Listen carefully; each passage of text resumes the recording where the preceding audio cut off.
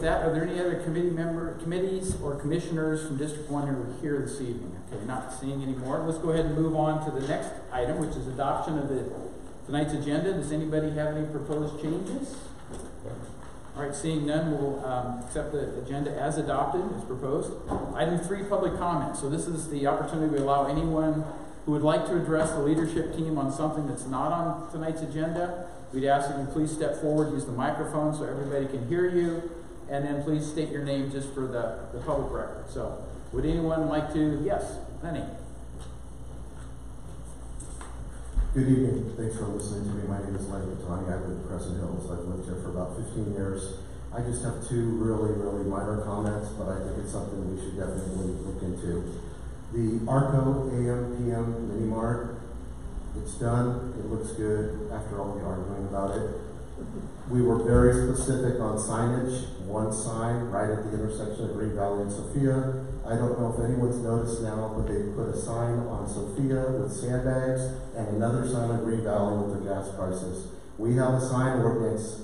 Call them, tell them to take down those signs. We were very specific when we built that. When they built that there would be 1 sign on the corner. It looks terrible. They have sandbags holding like signs with not even digital prices, okay? It looks bad. My second concern is, and hopefully it's early and it's not a concern, but the Memory Care Center at Green Valley and Francisco. Called the Pavilion. The Pavilion. Yeah. It appears as though they're finishing up landscape.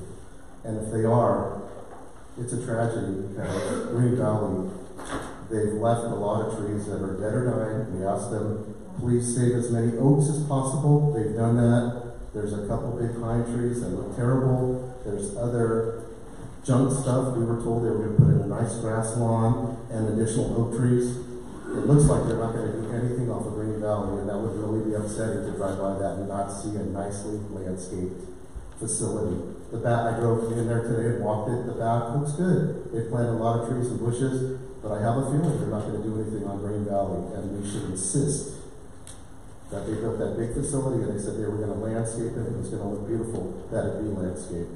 Also, when you're driving on Francisco, south of Green Valley, about 2 weeks ago, they cut out a section of asphalt in the street and they replaced it, and it's a bump. That is not sufficient. They should have to tear that out and repave it so it's smooth like the rest of the road. Those are just my concerns, so we need to talk to them and make sure they're abiding by everything they said they were going to do.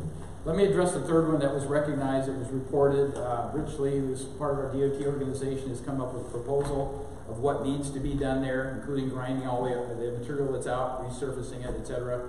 So maybe Rafael can speak to that after his presentation or stuff, but that's already been noted.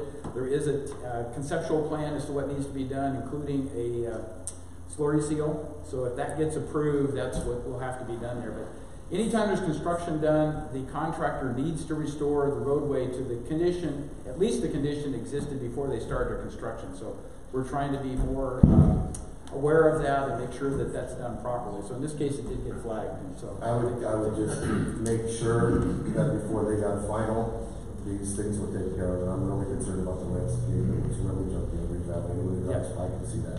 Thank you very much. Thank you, Lane. Okay. Anybody else like to address the leadership team here? Okay, seeing none, let's move on to our guest speaker.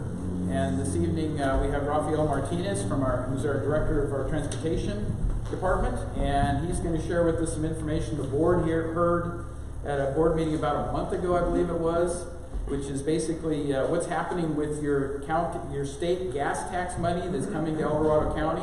It's known as Senate Bill 1. So we now have a better understanding of what those funds are in terms of the value, the amount.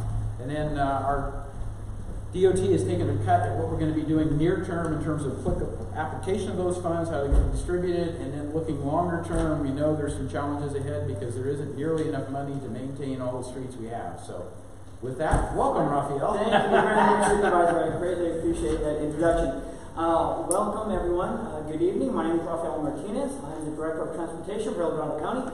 I'm here today with Brian Mullins. He's my Deputy Director of Maintenance in El Dorado County. And I'm going to, as Supervisor Heidel mentioned, I'm going to be talking about specifically SB1 funds, but also about road maintenance and the importance of that infrastructure to our county's residents.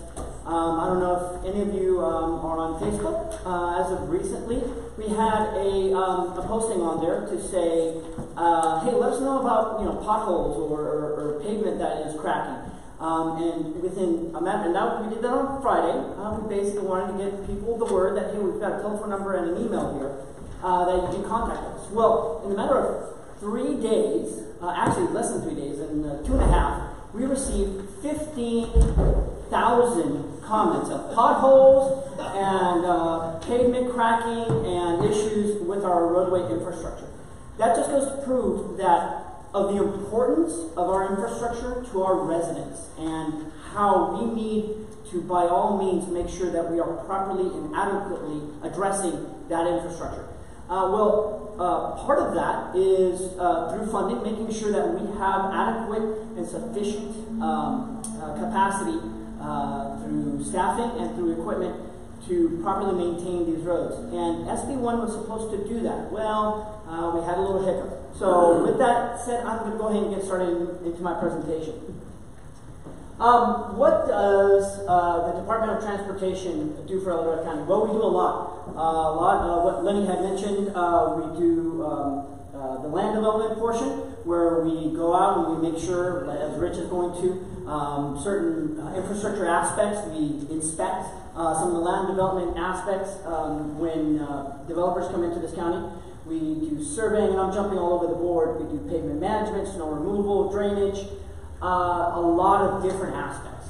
But today I'm going to speak in particular on one portion of DOT, and that is the maintenance portion of it, the road, what we call the road fund portion of it, because this is the part specifically that is funded by the gas tax.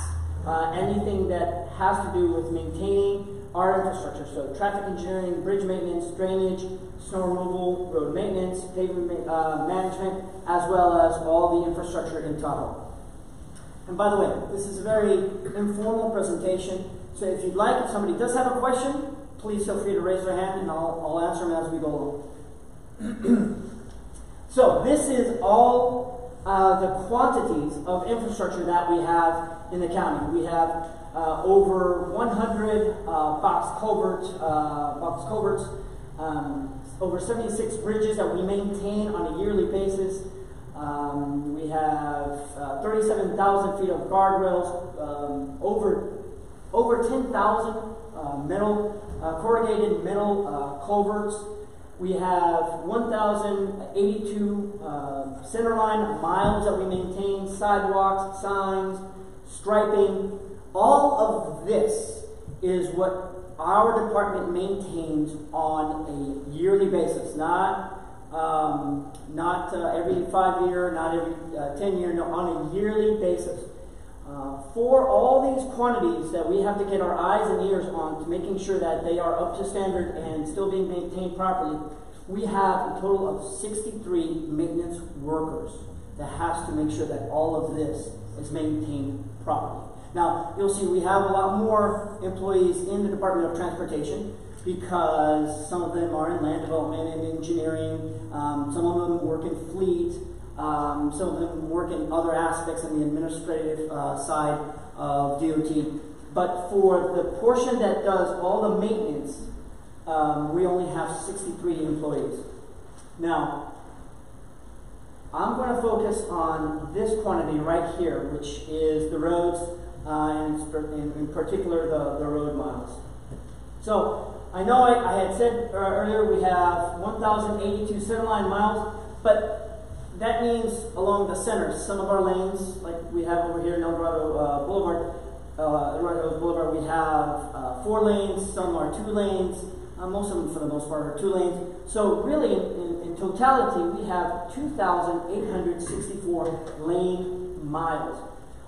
That equates to 1.8 billion, that's billion with a B, dollars of county roadway infrastructure that we have to make sure is staying up to snuff.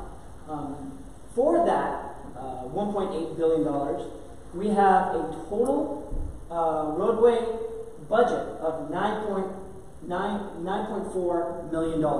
So our total budget for DOT, you'll see later on, is approximately $28 million. But a portion of that goes to guardrails and stripings and signals and bridges. But when it comes to the roadway repairs, 9.4 of it is what goes to that. That and 5.1 of it goes to the pothole repair and the patching. 4.3 of that goes to actually roadway rehabilitation. So we actually either grind out or we resurface a road. So that is less than 1% that we are spending on our maintenance of our infrastructure. Our $1.8 billion infrastructure property that we have, we are spending less than 1% of that on maintenance. The question being, how is that? How is it that we're spending so little on the county's most expensive asset? And that is because, as you can see here, this is the gas tax down here. The original gas tax, not the SB1. This is the gas tax that we have been paying for years at the pump.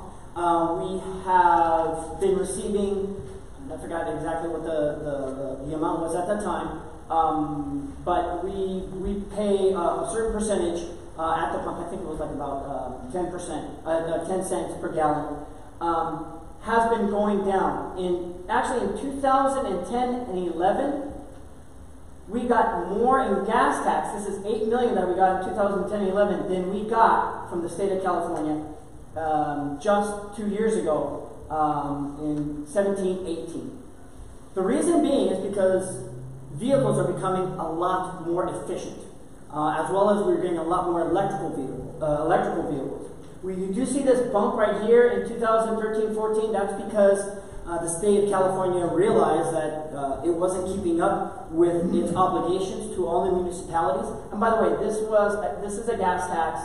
This is straight from our county records office, and this is a gas tax that all municipalities get, whether you're a city or you're a county in the state of California. You were receiving this, but all the municipalities were getting less, and they were complaining to the state of California saying, hey, we can't continue down this road, something has to be done. Well, their answer to it, because they all saw the same decrease as we did, they said, okay, we're going to pass SB1.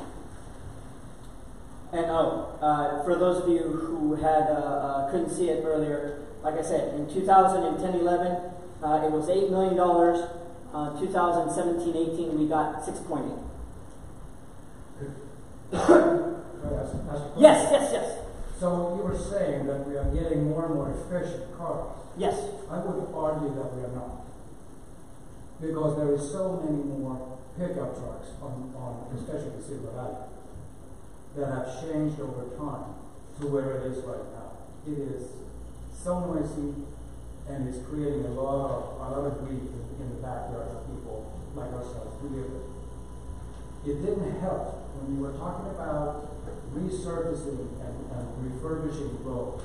It didn't help that there was a slurry being put on Silver Valley that created so much more noise out of the traffic in our backyard. So you should be very careful that things that actually happen and are done is impacting people that is living next to this road. And I agree. We try and limit the impacts that we are going to be affecting the community as much as possible. It's always a careful balance, making sure that we are keeping our roads maintained properly to where they don't deteriorate. And I don't believe I'm going into that discussion in this topic, but the longer you let roads deteriorate, the more expensive it becomes. So it's always a very difficult balance. But when I talk about efficiencies by the vehicles, those were straight from the state controller's offices in terms of the reasoning why the percentages were lower. Now, as to the true validity of that claim, I definitely don't have a contact at the state capitol. If you do, I'd be more than welcome to communicate with you afterwards, because I do have a thing or two to say to them, because for many years, this county has been negatively affected by the fact that they are not adequately and appropriately contributing to the impact of all the traffic in our state system, in our county system, in our roadway. So going down to the costs that we had prior, as you saw, we had a gas tax that was $8 million and change in 2010, 6.8 in 2017. We had to make adjustments between then and now. So we said we need to prioritize because we can't continue doing the same thing over and over again, because our revenues are going down, but yet our expenses are going up. So we said we have to invest and maintain our high-profile infrastructure, such as bridges, guardrails, signage, box culverts, because when they fail, it's a catastrophic fail, and they can lead to fatalities. We also came up with efficiencies. So we were using a lot more contract maintenance as opposed to using in-house staff, so that when we had times that we didn't receive as much gas tax, we can then let the contractor go, or the years that we had increases in gas tax, and we can hire more contractors. We also had new asphalt and equipment technology. We had to, between 2008 and 2014, we had to actually remove several maintenance staff from our employee staffing levels. We went from 121 maintenance staff in 2006 to currently 83. I know I showed you there a number that was 63, but this also includes a lot of our administrative and some of our fleet as well. So we literally lost approximately a third to a quarter of our staff in order to adequately adjust for the loss in revenue. And then overall, with all these efficiencies, we actually improved our overhead ratio from 28% in 2006 to just 19% in 2018. Oh, this one a little faster. Okay, so we said, well, how is it that this crept up on us? Why is it that all of a sudden this is hitting us now? And what was the reasoning why we were so not foreseeing the direction that we were going in transportation fund? Well, as you can see here, this is our 2017 road maintenance and rehabilitation account. This is the money that we get from the state of California for SB1, for the SB1 amount. You will see here, and I'm going to zoom this in, between 2017 and 2021, we are going to be getting, last year we got 1.7, or 2 years ago we got 1.7. This year we got 4.8. Next year we're going to get 4.9. Well, when SB1 first came out, these were the numbers that they said we were going to be getting. 2017-18, we were going to be getting $2 million. 18-19, $5 million. 19-20, 7.7. 2021, 8.7. 21-22, 9.2. 9.2 to 5.7. Now, I'm not saying that the state of California did a bait and switch on us, but this isn't what we were promised from the SB1. Now, how is it that this happened? Well, the state of California originally said, you know what, this, let's take El Dorado County, for example, is going to be participating or putting into SB1 funds approximately $18 million. Well, if we give them the entire $9 million, then they're not really adequately trying to self-help or participate into alleviating some of the maintenance that has to be done throughout the county. So instead, we're going to make them work for it. So instead, what they've done with all, and this was with all the municipalities, they said if you want to be able to collect this entire amount, you've got to partake in a self-help initiative. So either have a gas tax, a separate sales tax, property tax that is specifically dedicated toward transportation funding, so that then you can receive a higher amount of SB1 funding. And a lot of agencies do that. They actually have initiatives such as this. And it's the state's creative way of saying, well, you know, we're just going to keep this portion to ourselves. Approximately, it's anywhere between $100 to $150 million that the state of California is allocating to those agencies and counties that got these initiatives. So guess what? Of course, it's the Sacramento's, the LA's, the Riverside counties, the Orange counties, all who've got these initiatives. And obviously, they were also the largest backers and contributors to passing the SB1 funding initiative. So here we have transportation budgets where our El Dorado County share has been diminishing throughout the years. We have costs, and these are the costs that we have been, the revenues that we've been getting from the state of California, but the construction costs that have been going up higher than what the revenues have been. We have revenues that currently for 18-19 are approximately $26 million, but our expenses essentially exceed that by $2.1 million. And as I said, this isn't just in El Dorado County, this is statewide. I used to work for the city of Corona, it's a small city in Riverside County. I also used to work for the city of West Sacramento, and I have contacts in Sacramento County. They all are feeling this same issues and problems with SB1 as well as with the gas tax that we are. And if unfortunately this isn't showing up very well, but if you were to do a Google search and typed in CBS 13 Sacramento, it's not showing up here, it says roads good, you'll see Channel 13 did a small little bit on how Sacramento, even with their initiative, they are having the same problems that El Dorado County is having in terms of funding for their roadway infrastructure. So I was tasked by my supervisors to give them a realistic perspective of what the future was going to bring for our road fund if we were to continue going down the route that we're going. As I mentioned earlier, just this year alone, we are going to have a $2.1 million shortfall. Now, fortunately, El Dorado County has been very conservative over the past few years, and it's had a road fund balance, meaning we've been socking away, putting money into our piggy bank for many, many years.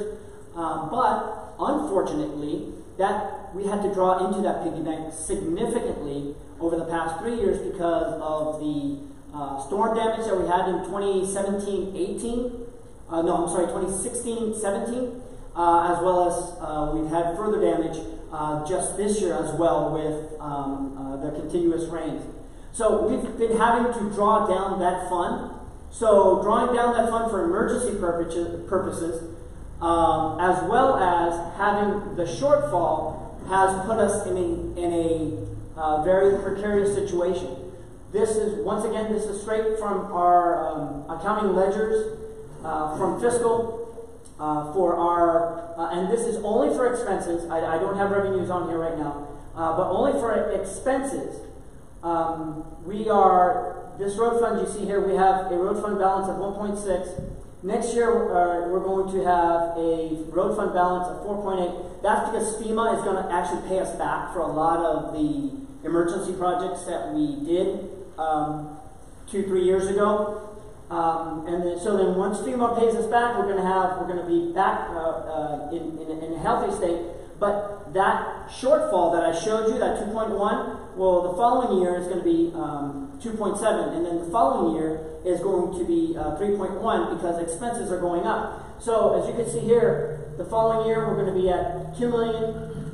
The following year we're going to have a negative balance, and then 2022, 23 we're going to be short 5.8, and in 23, 24, we are going to be $10.8 million in the negative for the road fund balance.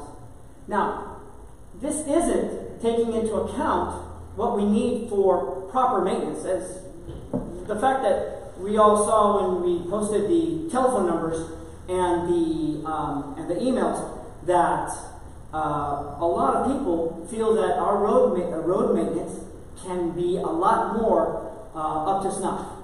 That there is a significant amount of maintenance that still needs to be done.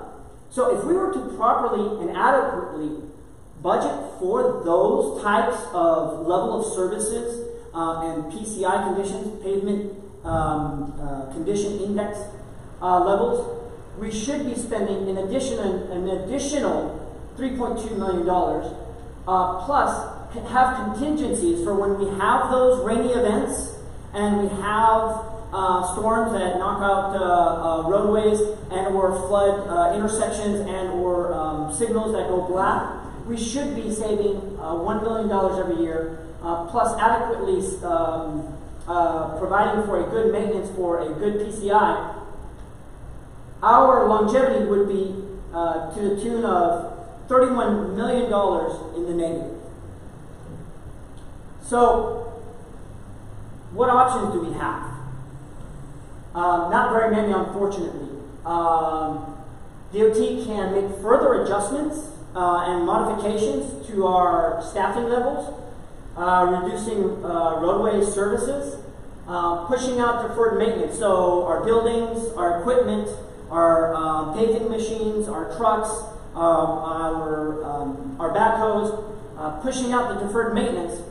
But that's only going to cause us more problems down the road because at one point, those pieces of equipment are going to absolutely fail, and then we'll have no potential except for a complete repurchase of that equipment. That's on the expense side. On the revenue side, we're looking at bonds, grants, increasing general fund contribution, and special assessments. All of these, of which are going to mean making very difficult decisions for the Board of Supervisors, for DOT staff, and for the communities as well. That's why I'm coming to you here today, is because I wanted to start getting the message out to everybody before we are here in 21-22 and we have a negative $1.5 million deficit.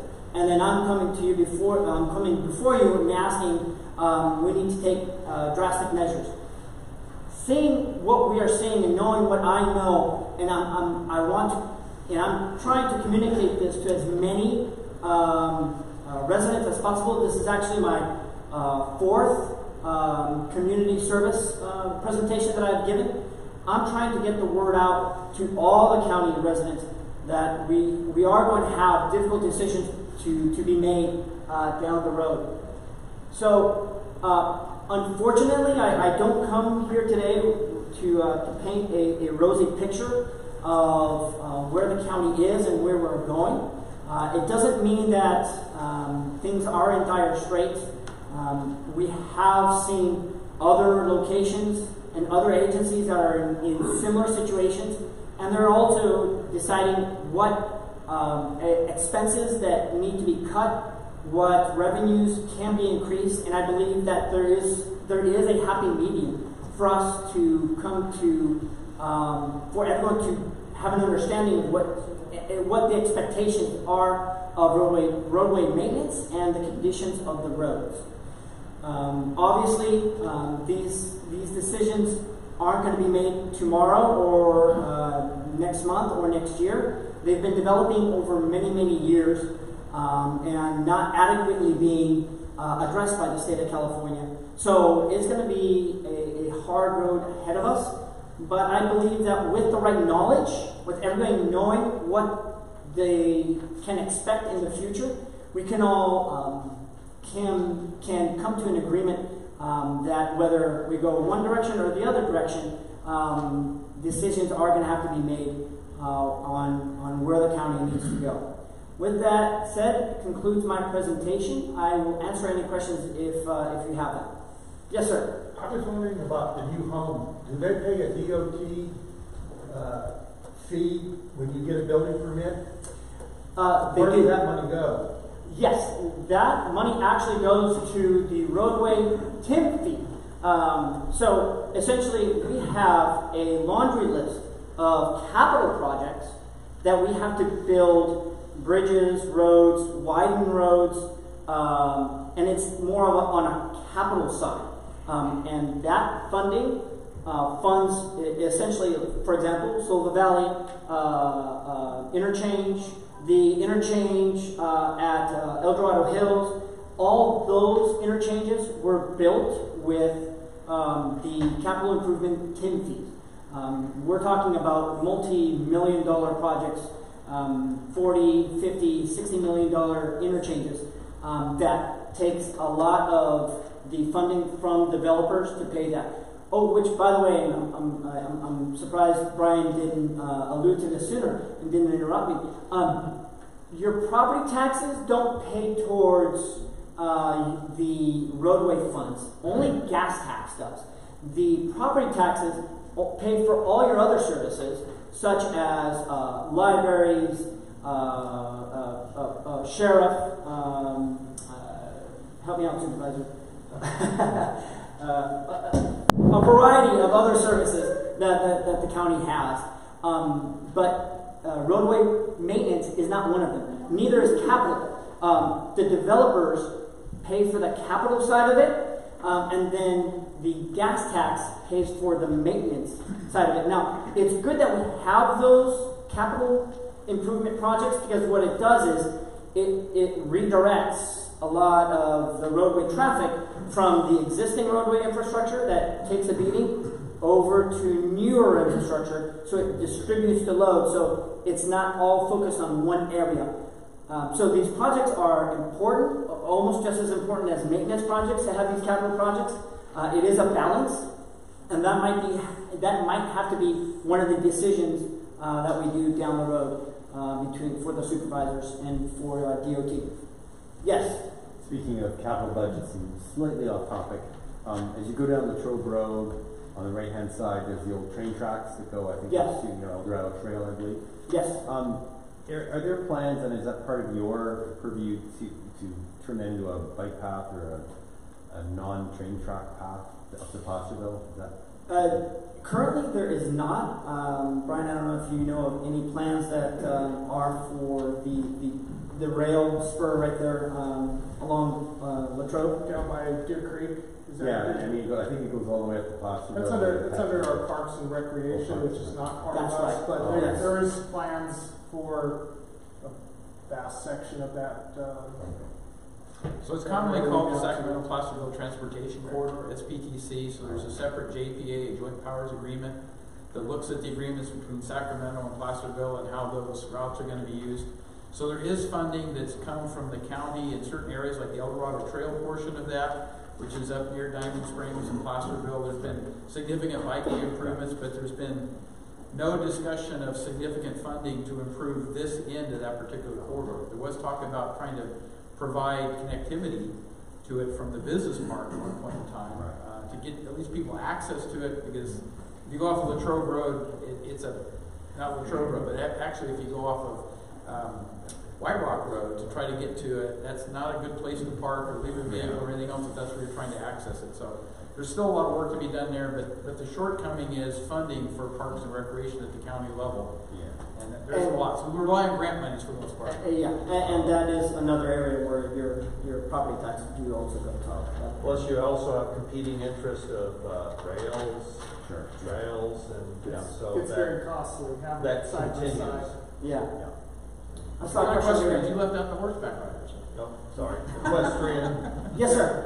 Mr. Martinez, about January 2017, my wife blew a tire down here in front of Rayleigh's in a big pothole. Scraped up the wheel real badly, blew the tire, we replaced both, $900. I went and made a claim to the county said no. I went to the small claims court basically ruled, didn't have the right to sue the county, said this is a political issue, not an administrative issue. My term's not theirs. So in any case, I went to the political place and spoke to open forum for my 3 minutes and told them flat out, it's your roads. And your roads happen to be my roads also, because this is $2 billion worth of asset for the county. And we need to have them maintained with the people who have the real liability to drive them. Because I ended up spending $900 and the board of supervisors was very kind to listen to me, but they don't speak back to you in open forum, so Yeah. I have no idea where it goes from there. The point is, I've had several other people who had the same kind of problem happen to their cars. Is there any possibility that the county would reimburse people who are having damaged automobiles because of the repair issues of the roads in El Dorado County? That is essentially that position that council has taken is the same position that practically every municipality in the state of California has also taken, and that is of the fact that there isn't enough funding to adequately and properly be able to compensate people for accidents or for hitting potholes that are in the public right-of-way.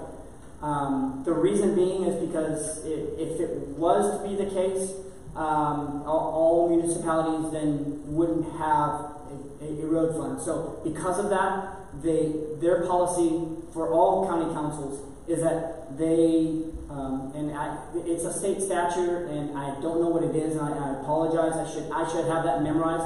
And it's probably the reason why they denied you, is that they feel that the public right-of-way, although it is might have imperfections, isn't perfect. And I'm for the most part, verbalizing off of memory isn't perfect, and so then therefore it will have areas that some people might cause them damage, but others it might not. Therefore, we will not have claims paid that anybody incurs in the public right-of-way. I think I remember when you were there. If I'm not mistaken, this was about 6 to 8 months ago when this occurred, or maybe a year ago. Was it? Was it a year ago? It was late 2017 or early 2018 that I spoke to. Maybe that was it. Maybe that was it. And I actually had a same thing. Obviously, that we here in this room are accepting the liability for our own automobiles and anything that happens with that because of the condition of our roads. That's just what it is. It is a shame. I wish that our roads were in better condition so that those types of claims didn't have to come before the board or before our county council and to the decision of our risk managers. But unfortunately, that's where we're at, and that's why I wanted to speak to groups like yourselves, because I wanted to let them know if we don't start making the hard decisions now, those types of claims, those types of liabilities and risks that you're all taking are just going to get worse. So that's definitely why I'm having this conversation. I don't want you to have to go through that again. And obviously that condition occurred, therefore the condition of the roadway needs to get better. Well, in order for it to get better, we need to do more. And that's what I'm here to discuss with with everybody today, and hopefully have a decision in the future that will address that. So Rafael, relative to that, can you talk to PCI a little bit? It's a scale of 0 to 100. Obviously 100 is a perfect road, 0 is a total disaster.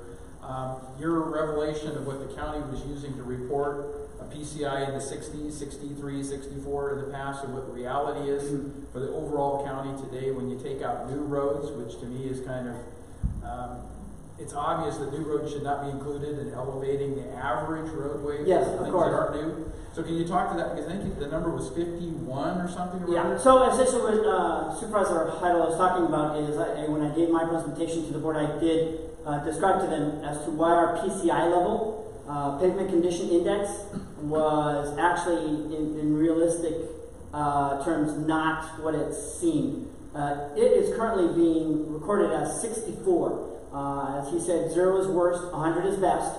But the reason it's at 64 is because over the last 8 years, we have entered into our maintained mileage calculation, the roads that we maintain on a regular basis, new developer roads.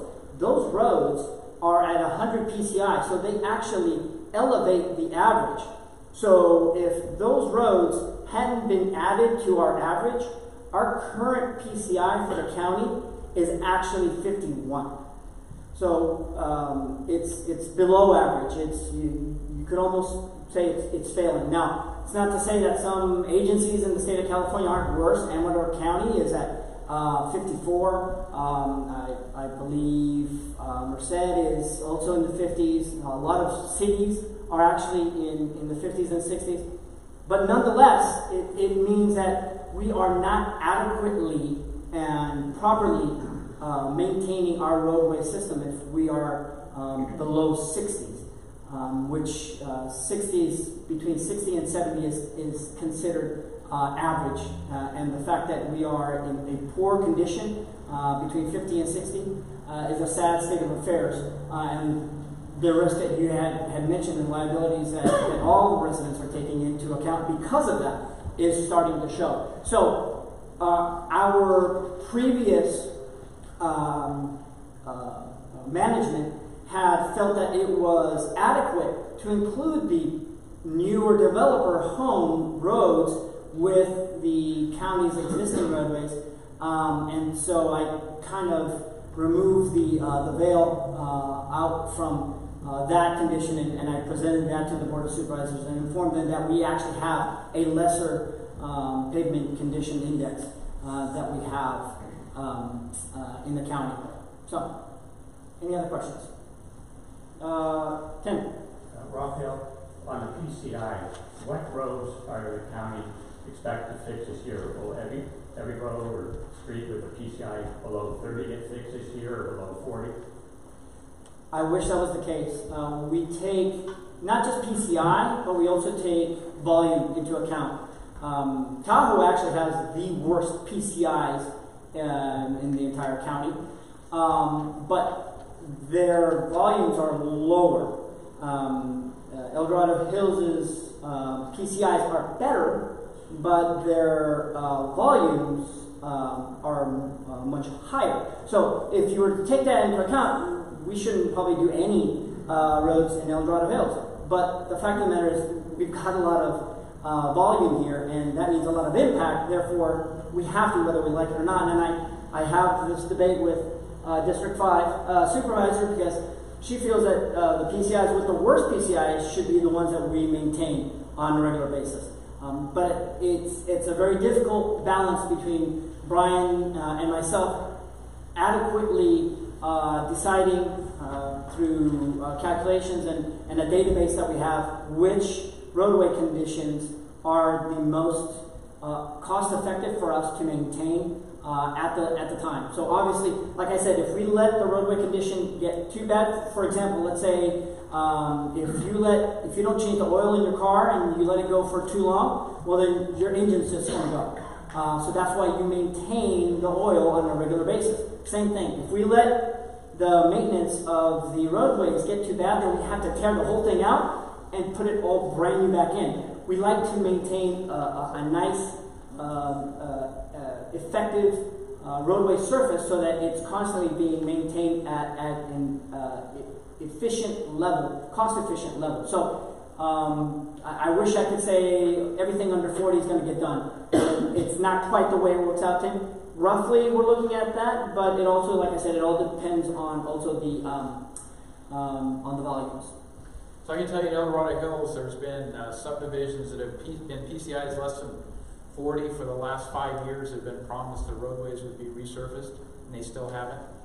I mean, it's not a new phenomenon of not being able to have enough money to resurface the roads that need to be resurfaced. So that struggle just continues without sources of new revenue, and that's what I'm always looking for. We have a laundry list, and Brian can attest to this, of locations. And like I said, we had 15,000 comments saying, yeah, you got to fix this road right here. It's just being able to prioritize all those locations all in one spot. You in the back. Yes. PCI went from the 60s down to 51. What are you going to report next year? If we continue to maintain our current levels, it could potentially be 50, if not 49. So you're going to pull out the gated communities. You're going to pull out the gated communities going forward. Pull out the gated communities. The newer developments. We don't count surroundings. Yeah. Oh yeah, no. Dorado, Blackstone, majority of Blackstone, everything that's gated is not included. It's only the county maintained roadways and gated communities by definition are not county maintained. Yeah, sorry. I saw a question over here. Yes. Where does the funding come for the bicycle lanes? Very good question. Thank you very much for asking that. I didn't bring it up in my presentation because I get a lot of these that comment in particular in emails and when I'm at the board. The state of California has come up with a new frame of thinking, and that is if we build it, if we allow the agencies to build it, they will come. Therefore, all funding for interchanges has completely stopped. All STP, ATP, STIP, RTP, all that funding that used to go to major interchanges has completely stopped because the state of California has a new train of thought that if they continue to pump money into those type of CIP projects, that agencies will then overpopulate and overdevelop communities, causing more congestion, and it's just a perpetuating problem. So the state of California has completely shifted its funding towards roundabouts, bike lanes, sidewalks. Transit is a huge grant producer now. So that's why you probably have seen a lot of bike lanes that the county has been building. We have a couple of potential roundabouts, and that is because Caltrans is specifically saying if you are going to be taking state money for capital projects, it has to include a roundabout, it has to include a bike path or a sidewalk or something of that nature. They want to focus people on alternate modes of transportation, complete streets, not from car is king anymore, which is unfortunate because the fact of the matter is we all still drive cars. Our primary mode of transportation is the vehicle, and that's not going to change anytime soon. They think that they're going to be changing our way of thinking by forcing us to bike more and walk more. But the fact of the matter is our home isn't across the street. Our homes our work isn't across the street from our homes. Neither is where we shop. So that isn't the case. And that's why you do see a lot more CIP projects that have a lot more bike lanes and sidewalks and those types of countermeasures. Yes, yeah. I have two questions. First of all, when the state gives the county the money for all these taxes, you're telling me we've been taxed before and now Senate Bill 1 is even more, we're taxed to death. Mm-hmm. Does that money also go to the cities like Placerville and Lake Tahoe, or are they separate because they're cities? No, they also get, so they get their share. It's not the same numbers that we get. So prior to SB1, they were getting gas tax, and they were whatever amount they were. Like I said, similar. It's probably going down like ours were. And now with SB1, they're getting a separate amount of SB1, just like we are. So now we are getting the original gas tax and SB1. And City of Placerville, they're getting gas tax plus SB1. My second question is, I was always taught to live within my means, and I'm hearing what the county, you're basically saying in a great way, we're broke, but yet we spent $68 million on a new sheriff's station, which is needed. I realize the one we have now is in poor condition, but I also read an article, and I'm not trying to start any arguments, but I read an article in the Mountain Democrat the other day that on a 3-2 vote by our board of supervisors, we're spending $10 million on a road to nowhere in Diamond Springs. Maybe you could explain why we're spending that $10 million instead of separating out throughout the county. And I can actually address that because, as I mentioned earlier, the maintenance program is a capital maintenance give and take. It's not just maintenance because we have roadway infrastructure. Actually, case in point was prior to the construction of the interchange over here, the level of services were level service F at the interchange prior to it being widened and improved, and prior to Silva Valley being constructed. If it wasn't for Silva Valley, the level of service here would be worse. So we try and balance it, and we want to make sure that we are adequately and appropriately using maintenance, our funding that we have for capital as well as maintenance. Because if we were just to do maintenance, then traffic volumes would continue to go up, and then the congestion would also continue to go up, and the level of services would go up. So it is a give and take. And so I'm glad you asked that question because... But what is the $10 million being spent for this road to nowhere? That's what the paper It's said. not a road to nowhere. It's to improve State Route Highway 49 connection to Pleasant Valley Road. So there's a lot of misinformation in terms of what that project really is. I wish the truth would come out.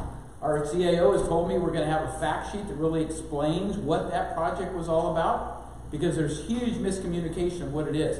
It's not a road to nowhere. It's expansion of State Route 49. We have $1 million, as I understand it, came from the state to fund that. There's a limited fuse. We don't spend that money, it goes away. My opinion is the state should have funded that whole improvement of State Route 49. As Rafael has told you, the state's not in that business anymore. No. It falls upon the county to make those safety improvements and capacity improvements so that the public that uses those roadways have a reasonable roadway to use. That's what that project is all about. It's not a road to nowhere. It's an existing roadway. And then was that a misconception also? Because this is what the paper said. Sure. 8.5 million of that was from the Indian tribal. Is that true or false? I believe that it was $8. Yeah, I think it was about $8 million that came from the tribal fund. Yes. And do they continue to give the county money for roads, or is that just a one-time deal? No, that is not a one-time deal. Yes, we are getting tribe money on a regular basis for both capital improvements and for roadway maintenance. And that's the balance that I work very closely with the capital side as well as with the maintenance side. And we're constantly saying, okay, no, we need more maintenance this year. Okay, now we need to focus on capital. And it's a give and take. Like I said, level of services here were level of service F until Silva Valley Interchange was built. And then that took a lot of the load off the entire network in the area. It's the same thing. We have a roadway that's a level service F. We need to take the load off in this one area by building another road. It's the same thing, just a different area. And that's the balancing act that we have to do. Now, unfortunately for them, they don't have developer funds like we do here. Here we do have developer funds which we can utilize for larger interchanges, and they don't. So then it's a give and take. So that's a very good question. Tribal funds are one of the few sources of discretionary revenue the county has to decide how we're going to use. The past agreement, there was like $3 million a year provided to the county for provide services. Originally, the agreement had restrictions on how that money was to be used. When the agreement was modified, it opened up the breadth of application of the funds, and it also cut it down in half. So it's about $1.5 or $1.6 million a year, as I understand it, but that's been accumulated for several years. But one of the things the board has recognized is we need to, as a board, establish a policy as to how those funds are to be used in the future. Because for large measure, DOT has taken and programmed those funds as part of their capital improvement programs, which is visible to everybody. If you read the CIP, the need for those funds to augment other funding to make these safety improvements and capacity improvements on our roadways. But that's one of the few discretionary sources of funding. So in the future, I can almost guarantee you the board will be taking a hard look at those tribal funds and how they get used. We're also going to revisit TOT tax and how it's distributed. So there are a number of things that have to be re-evaluated based upon the passage of time from when these agreements were put in place and where we are today. Yeah. So, well, I'll take this last question right here. How do you make sure you're chasing after future state funding instead of past state funding? Now, I use your roundabout example. The state used to give money for roundabouts. The one Caltrans person that was driving it now retired. Yeah. So those funds are going to go away. And yet I still hear you say we're going to go after roundabout funds.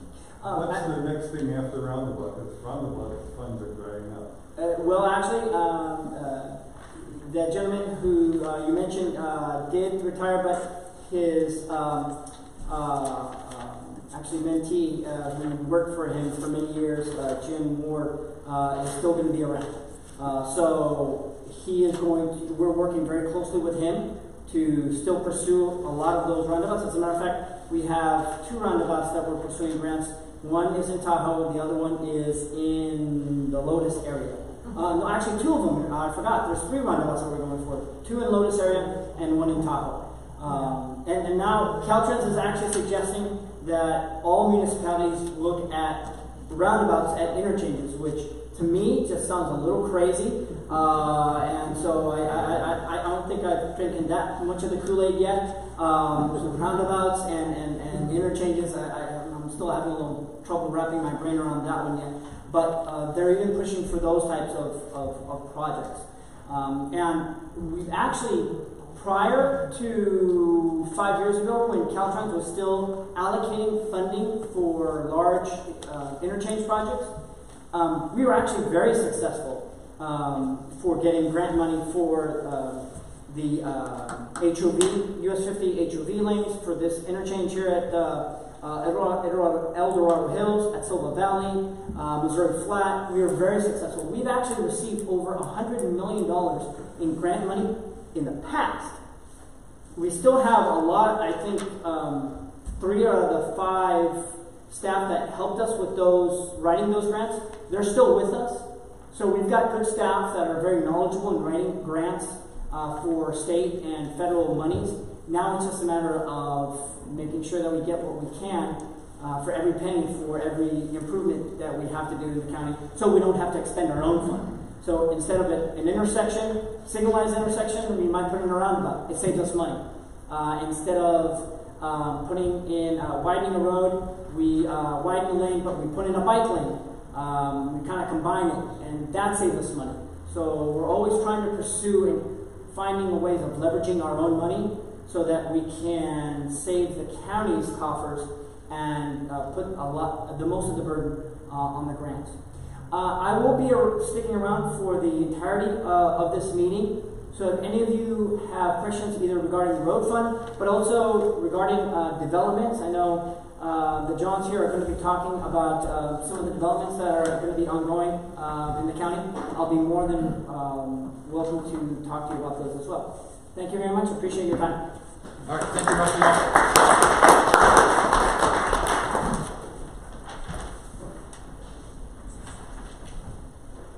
So I'm going to move on to the next segment, which is segment 5, supervisor communications. But I would like to go back to the road to nowhere.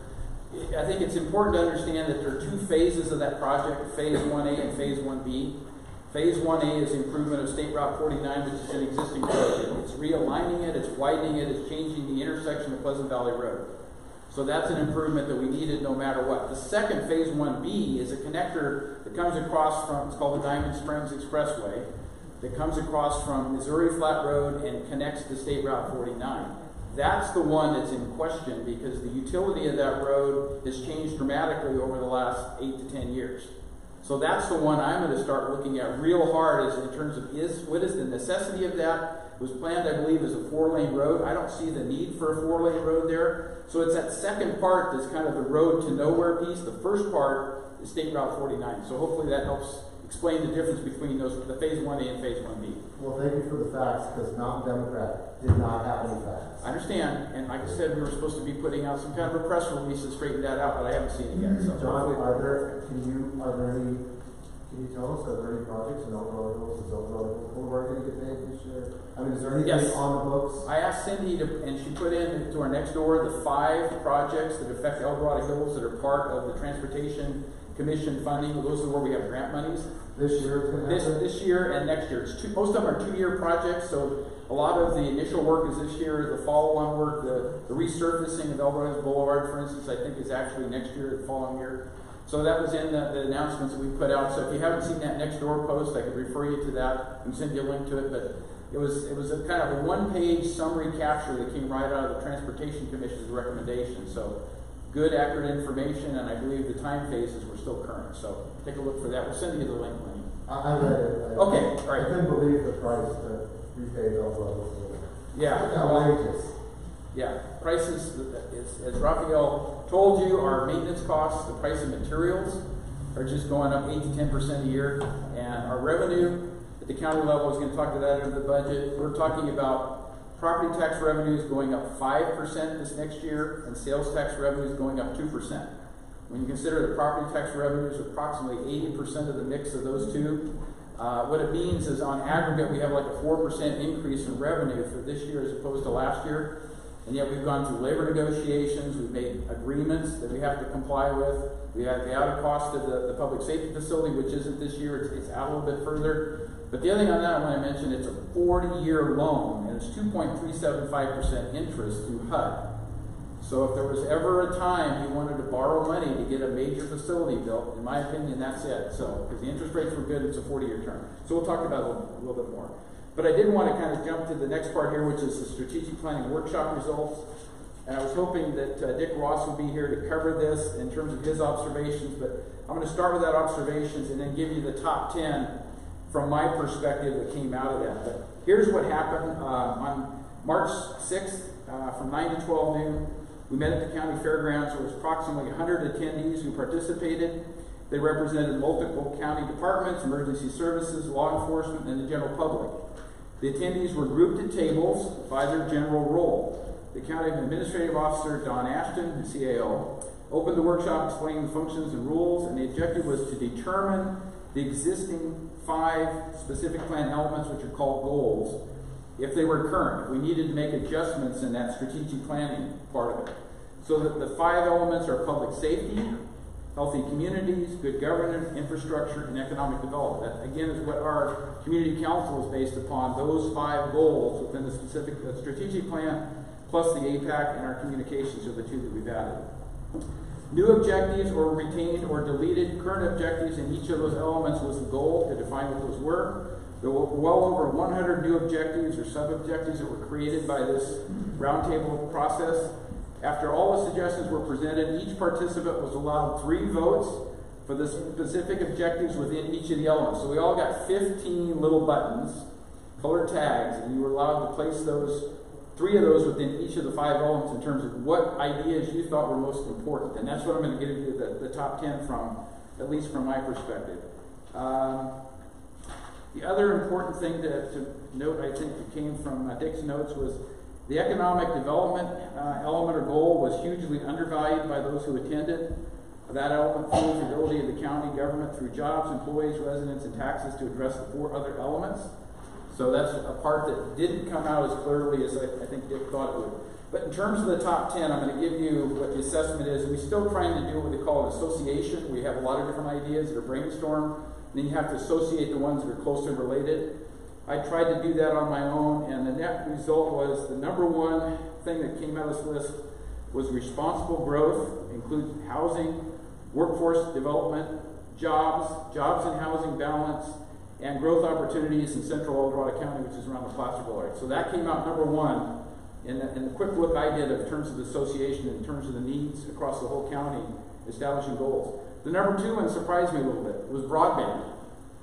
And while we in El Dorado Hills probably don't recognize how difficult it is to get good data services, good phone service, etc., in some of the more rural parts of the county, it definitely drives a lot of our business potential, and it drives a lot of the use of those services for educational purposes, etc. We have students that are coming to the library sites that we have, the hubs, to use the computer services because they can't get any kind of coverage for computer use out of their homes.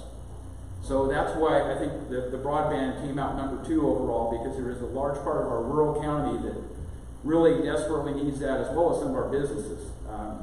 The third area that came out was county facilities, parks, and trails. That included recreational opportunities, it included the sports complex, youth engagement tournaments, etc. And again, I think that's different than what we see in El Dorado Hills. We have a community services district here.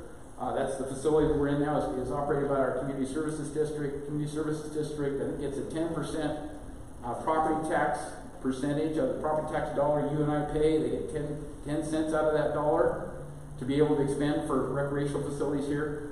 This is one of the few areas that has those kinds of services. Across the whole county, there's really a lack of parks and recreation, with a few exceptions.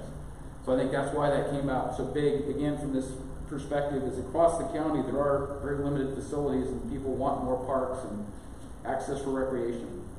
Number 4, this won't be a surprise, I don't think, improve road maintenance and traffic circulation.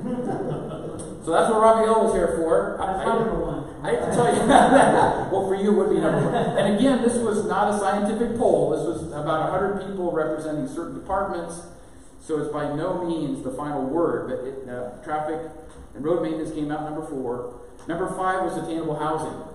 And I think that's a subject and a topic that's receiving a lot more attention these days.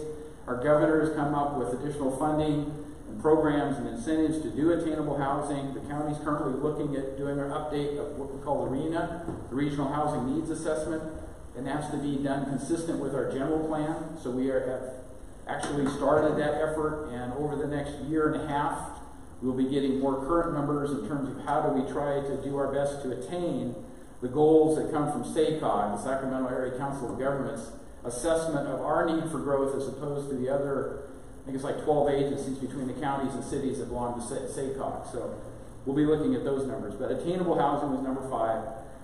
Number 6 was evidence-based business strategies, which included tourism and business improvement.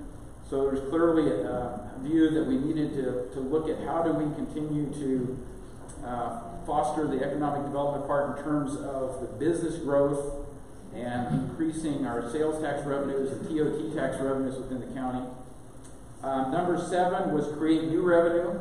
How do we go about finding new sources of revenue and looking at multiple ways to do that, between grants that we haven't applied for in the past that might apply, things like zones of benefits or areas of benefits, and that's one thing that Rafael didn't talk about. But across the county, we have several areas where the residents of a given subdivision or community have decided that the only way they're going to be able to maintain their roads is by stepping up and putting money into a fund, so that on a periodic basis, every 3 years, they can get a new surfacing done or a road maintenance. So they've done it on an area-by-area basis. That's called a zone of benefit or an area benefit. So those are always available to residents within a community who feel like they want to have a higher standard than what our PCI 51 average can provide. So we're looking at those kinds of things. Number 8 was plan for demographic change of increase in older adults. This is one that was probably also, in my opinion, underrepresented. We have a very aging median age demographic in El Dorado County, particularly El Dorado Hills.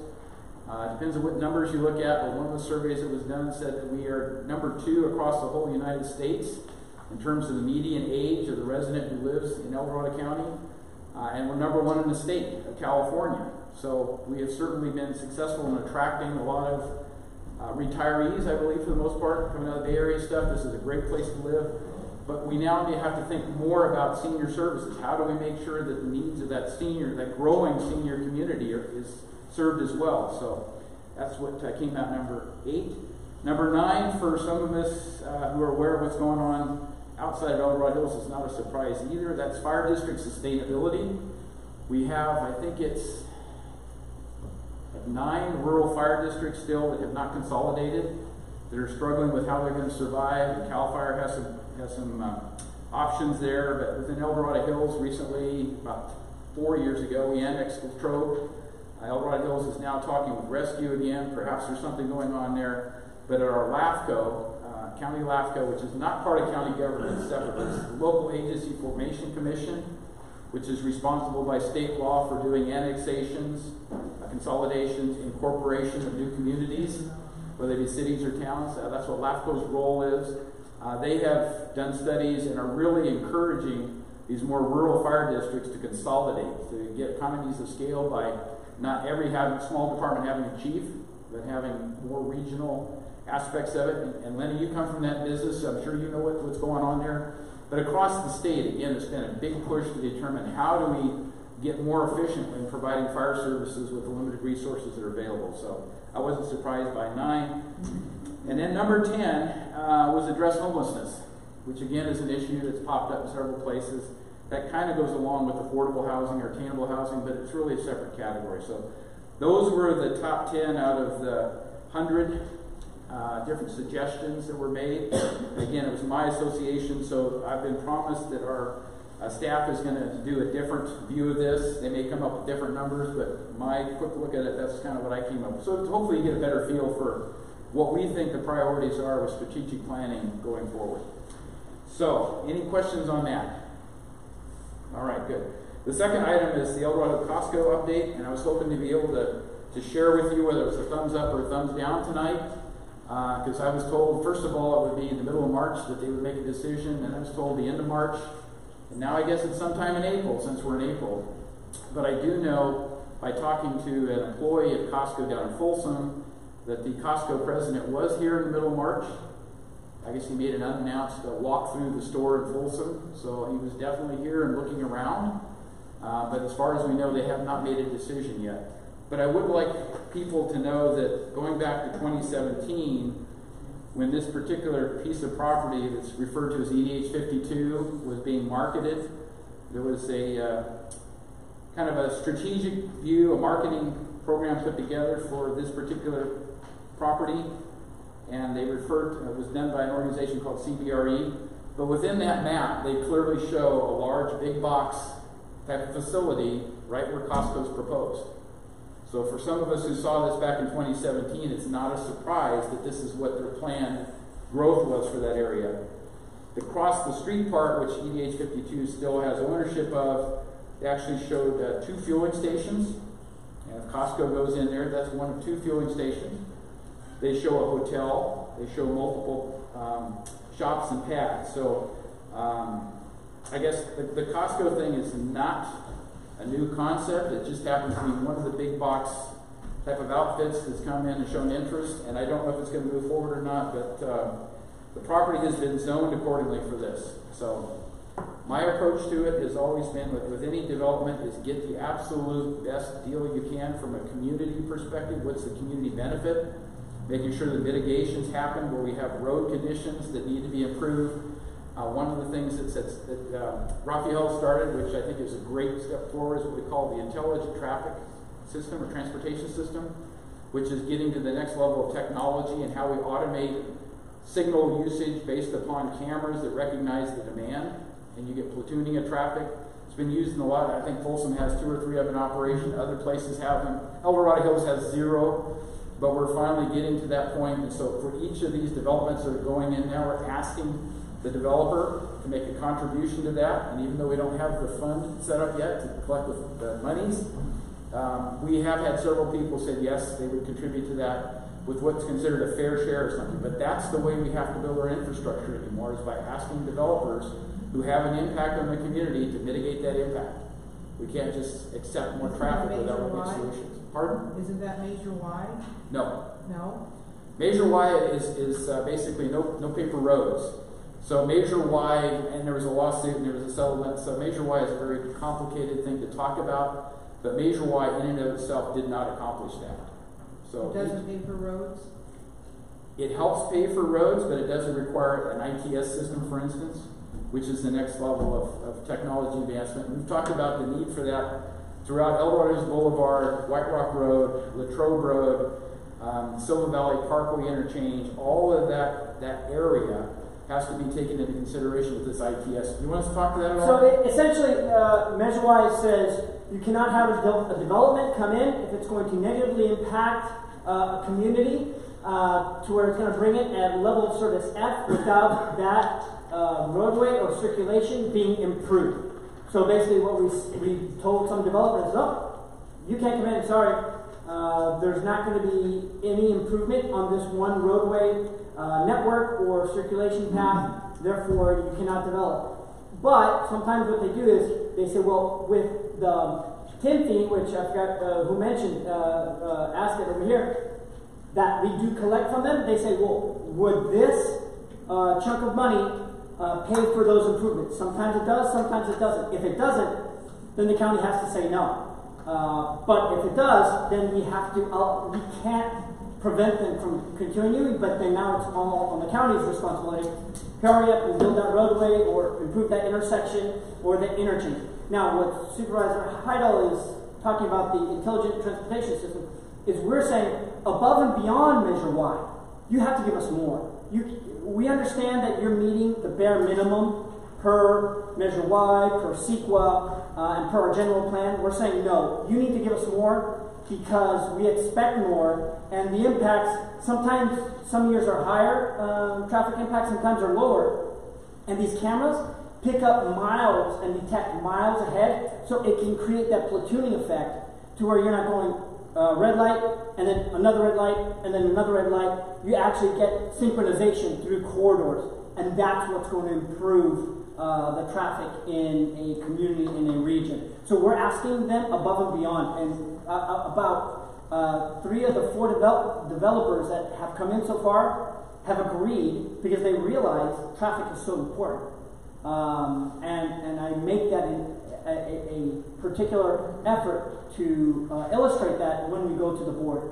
And so far, it's proven itself to be beneficial. So, and I applaud Supervisor Heidel for supporting me in asking, because it wasn't our duty to do that, and it's not their responsibility to give it to us, but yet we're asking and developers are giving it to us, and we're happy to see that they're partnering with us as opposed to fighting us. So that's a mitigation that is a community benefit above and beyond the minimum requirement that Measure Y imposed. So.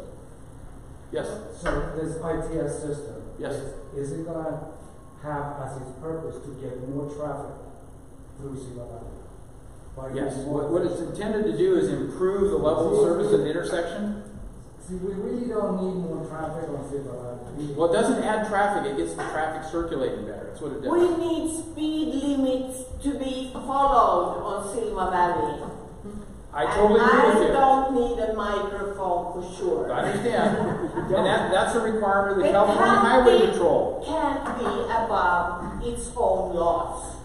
There is noise ordinance standards to be followed. And our backyard is only about 40, maximum, maybe not even that, 30 feet away from Silver Valley. We can freaking not be in our backyard.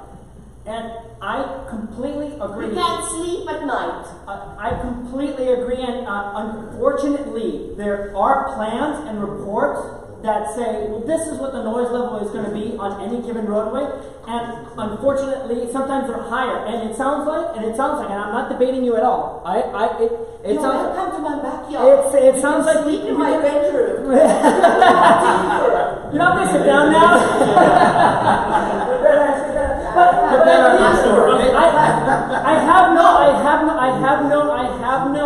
I have known either communities or residents that have taken it upon themselves to either take those measurements and bring them to the county and say, this is what the noise levels are. And if they are above the CEQA limitations, they are.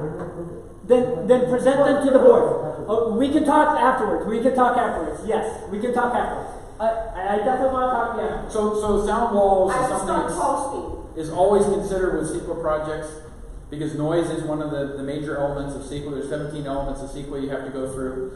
It's one of the ones that are oftentimes, I think, questionable in terms of the validity of the data that's done, the study that's done, the analysis. Traffic flow is another one of those. When you talk about level of service and you talk about average daily trips and stuff, it's an assumption at some point, right? And some of those assumptions don't hold true. Right. Is the high level. Right. Well, the peak demand is where you have the major factors. Peaks are the worst of everything. Yep. It will keep you awake.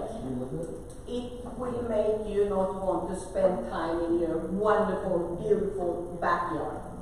You can't sleep at night. Well, I've talked to a lot of people that live right off of Green Valley Road. And Green Valley Road, 15, 20 years ago, is Raymond still there? What was a wonderful place. It's not anymore, right, going right off of Green Valley Road, because the traffic has picked up so much. You're only 40 feet at maximum. I think it's only 20 or 30 feet away from Silva Valley Parkway. Should be called Raceway, actually. Okay. Let's, any final questions on that? Yes, back here. I'd also like to know if anybody's looking at the environmental impact report on the benzene emissions on the gas station. It is so close to that Oak Meadow Elementary School. It's even your paper here, more than half of our population, based on this survey, are school or younger. I think it is our responsibility to make sure that the health concerns of these children are looked at. And a gas station, even a big box store with all of the diesel emissions from the delivery trucks, I really think it's too close to the school. I think that the existing setbacks addressed in the impact report are incorrect. There is proof in other states that they have measured those emissions, and they are much higher than what the report assumes. So I want to make sure that those assumptions are correct so that I can feel good about sending my children to school and not worry about them breathing the emissions from the gas station as well as these diesel trucks. And that's not to mention all of the additional traffic we're going to see on Silva Valley when it's going to a place like Costco. I understand it was rezoned for residential, and I understand, we want all those tax dollars for the county that Costco will bring in. However, you just said, Green Valley used to be a great place, and now it's going to crap. Do we want to do that to Silva Valley as well? Green Valley was planned to be expanded from 2 lanes to 4 lanes several years ago, and it was taken out of the capital improvement program. It would have been quieter and much more tranquil, in my opinion, if we'd gone to 4 lanes. That was taken out of the plan. So we're looking at, does that need to go back in? So there's several different things, but CEQA is the primary requirement that all of us get to participate in, commenting on what we think the mitigations are, if the analysis was accurate or not, and whether the mitigations are sufficient. So for any project, that's one of the things that has to be evaluated. What I would encourage you to do is to come to those public hearings before APAC, before the Planning Commission, before the Board of Supervisors, and present data and facts. It can't just be an opinion of why that site is unsuitable given the mitigation that's been proposed. Because that's what it really comes down to, is the mitigation proposed adequate or not? And we've had a discussion here where we talked about 5G cell towers.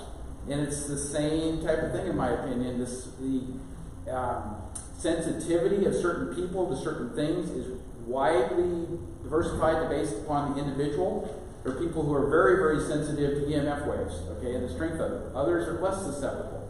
But you have to consider what is not the worst case, but a nominal case to try to deal with to make sure the mitigation measures accommodate that. So that's where I think we're all trying to accomplish. So again, I'd encourage you to attend those public hearings and state your perspectives, but the more data you can provide on studies and where things had to be changed because of that, perfect. Yep. Okay. As far as the schools, you're right. Right now, we have no information because there's no official proposal, so we don't know. I know that at the Safeway project on Santa Ridge at Bass Lake, that project was approved in 1988 as a commercial feature for the area.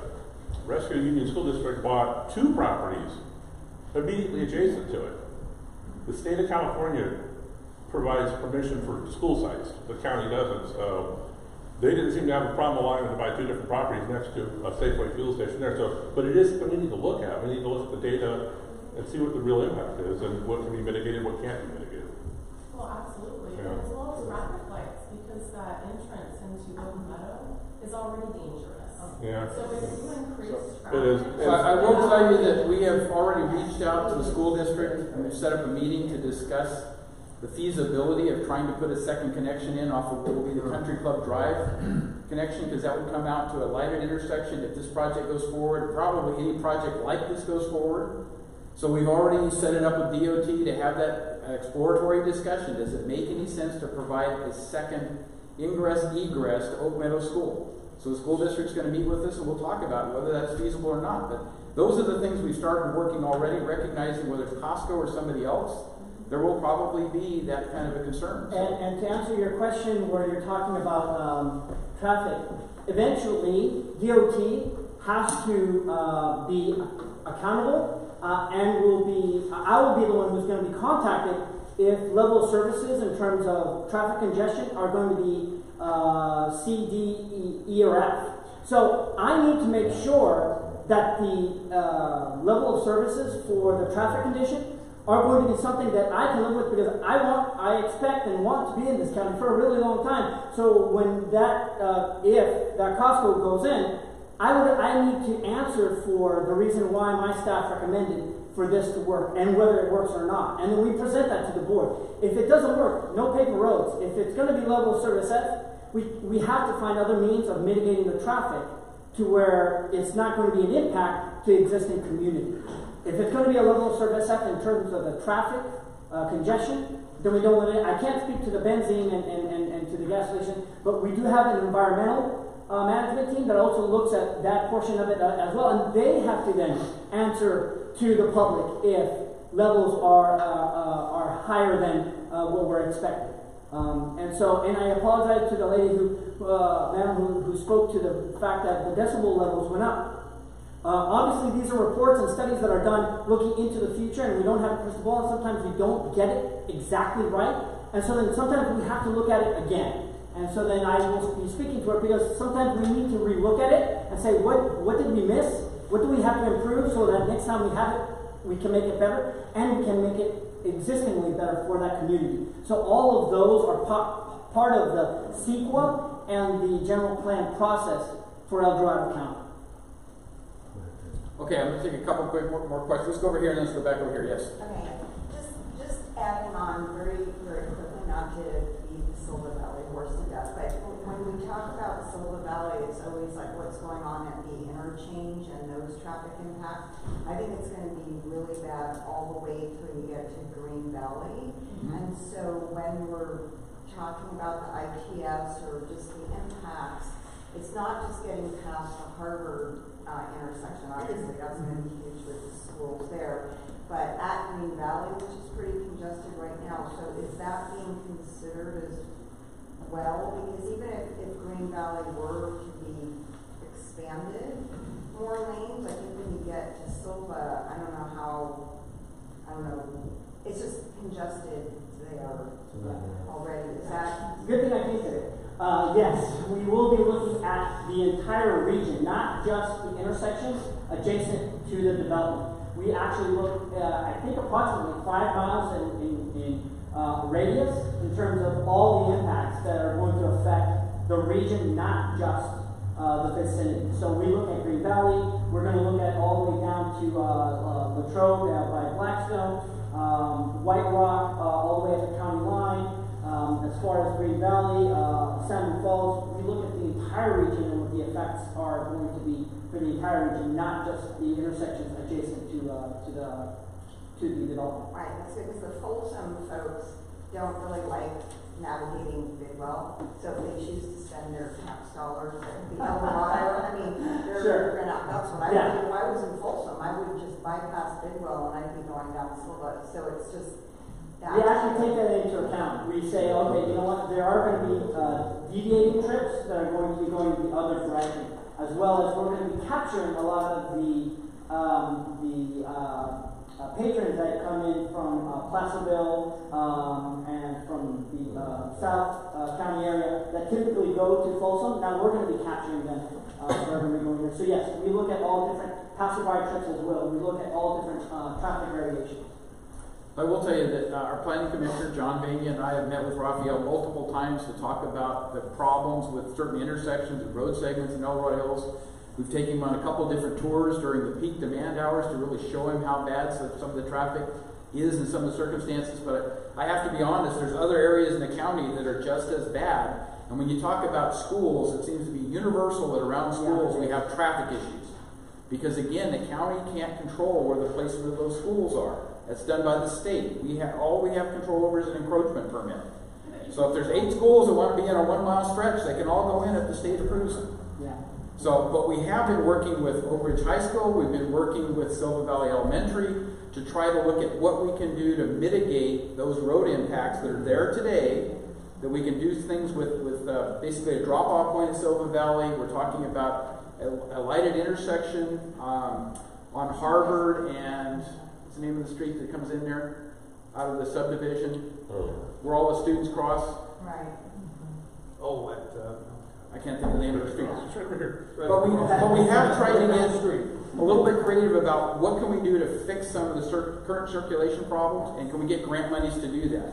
Because again, grant money is the key to getting this done, and we think we found some unique opportunities for grant monies, particularly around the schools, because you have to have a collaboration. You have to have the school districts that want to do it, you have to have the homeowners association wants to do it, the county wants to do it, and if you can stack the deck, you've got a good chance to win the grant money to get those improvements made. But we're not ignoring that. We're trying to help solve some of the existing problems, but it's really tough after the fact. I'll just be honest with you. Claremont Way.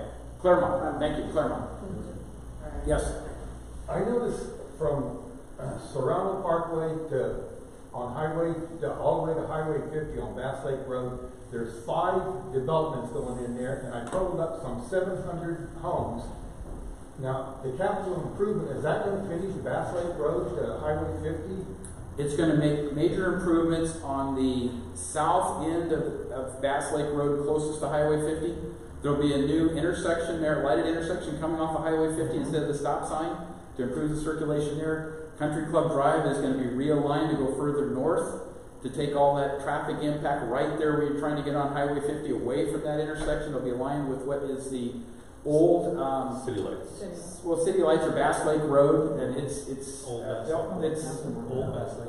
Old Bass Lake Road is there, otherwise known as the Lincoln Highway. Yeah, they're going to cut that hill down about 10 feet right there. So they're going to cut that whole crest vertical down about 10 feet. I hear they got some right-of-way issues they're still trying to sort out, but it's supposed to be built this year. So most of those improvements, all the traffic is stopped right there as they come down from Country Club Drive. Right. You just gotta. Well, Supervisor Heidel said that's going to be realigned over to where Old Bass Lake Road is, that goes down to the west. So that's going to get realigned. That whole hillside's going to come down about 10 feet. So you got line of sight problem going over that hill. So that's going to really clean up that area. all those improvements are supposed to be made within about the next 3 years. Yeah. But there's a priority basis for it. That the intersection at Highway 50 is one of the highest priorities. The realignment, we're trying to get right of way for Country Club realignment. And that looks like it may have to go through an eminent domain process because we have an unwilling seller. So you get that stretches out the timelines and all these things. But I think the major thing to note is we will have major improvements all the way from Highway 50 to Serrano Parkway. North of Serrano Parkway, it's still going to be a jungle. There's just no lights there. When you come out of Hollow Oak there's no lights. You just have a hard time getting out because the cars are just. Maybe we should talk about the traffic study again, because I know that when we talked about the Bass Lake Hill specific plan in 2016, I think at the time DOT had said there's no call for any sort of traffic control there until 2035. Obviously, they don't live there. Again, I'd encourage you to come to the Board of Supervisors meeting when we review the CIP plan that's being updated now, and I think that's going to be sometime in April. In April. Do we know the exact date? 22nd. 22nd. So the 22nd of April, the Board of Supervisors will hear a presentation from Rafael that updates the CIP, the Capital Improvement Project list, for all of the 8 TIMFI zones, I guess it is. El Dorado Hills is probably going to be increasing in terms of the things that have to be added to that cap. And the CIP plan has kind of 2 categories, funded and unfunded. And my biggest disappointment is a lot of the unfunded stuff is safety stuff that anybody looking at says, that's got to be funded. Why isn't it? Well, because there's no money to find for it.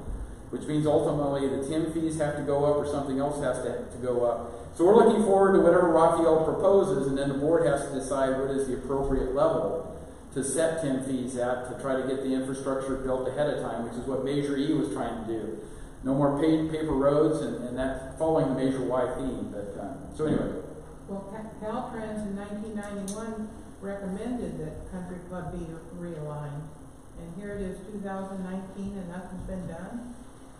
Well, as an example, Silver Valley was planned in 1988 and did get done for 2 years. I can tell you it's been on paper, but we went through a recession in 2008, and a lot of things just went on hold, and now it's starting to get back in that. But yet you approved more subdivisions. Where were more subdivisions approved? There's Silver Springs. Yeah. Silver Springs Parkway has been approved for a long time. That also was 1981. Yeah, I mean, these are old specific plans you're referring to that were approved in the 80s and 90s. No, 3 of them were just approved in 16. Hawkview. No, that was 96 and then revised. That was part of the Bass Lake Hill specific plan, as you know. So everything changed because the Bass Lake Hill specific plan, the financing plan said the first 300 homes had to repair the roads. And then that all went out the window when Lennar came in. The financing plan changed, the planning in terms of the development phasing changed, there's a lot of things that changed. Yeah. But it was set as an entitlement with revisions allowed by the specific plan that was approved in the 1980s. So it's not new development, it's planned development.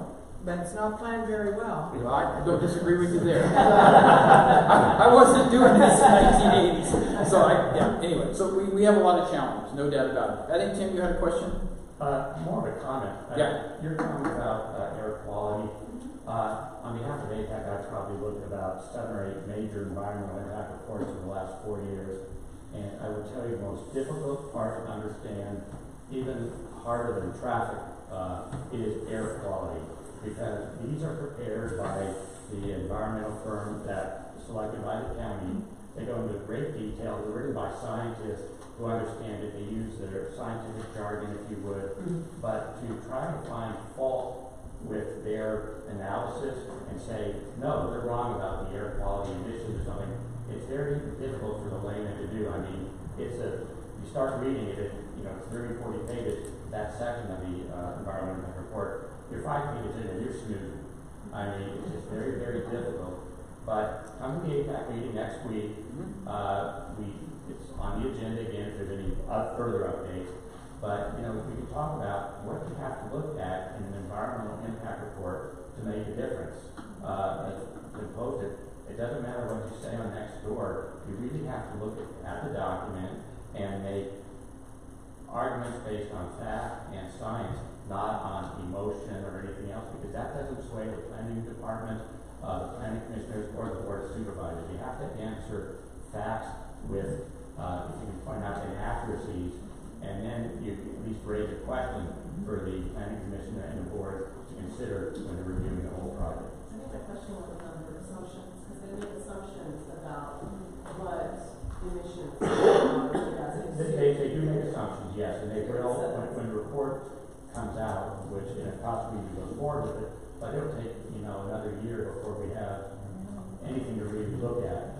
And again, science changes. They're constantly capturing more gases at the pumps than they did before. So, but we need people to get involved because the only way you can argue is with facts, and that means getting down to the very end of the documents. Okay, we need to keep moving. Last question, yeah. And I agree with Tim was saying, but just because Costco comes in here, we shouldn't all be like, well, if they meet all the requirements in the zone for that, our board of supervisors can tell Costco, we don't like your location. You got 4 schools there. Silva Valley is already a nightmare.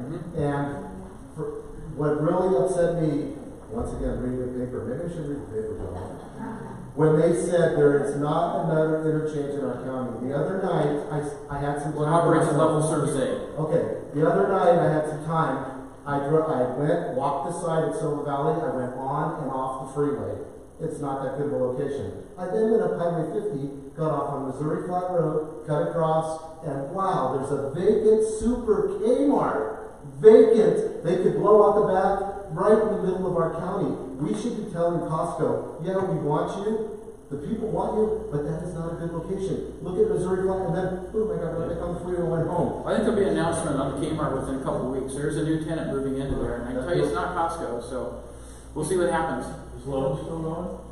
I can't comment on the speculation, a lot of that stuff. I don't want to speculate, but when the announcement comes, we'll all share it. Okay, I want to close off that part of the discussion. We've run a little bit late there. I just want to make one final statement here. Our preliminary budget hearing, for those of you who like to look at numbers and scrutinize why DOT is asking for more general fund money, whatever it may be, is a dedicated meeting Monday, April the 22nd.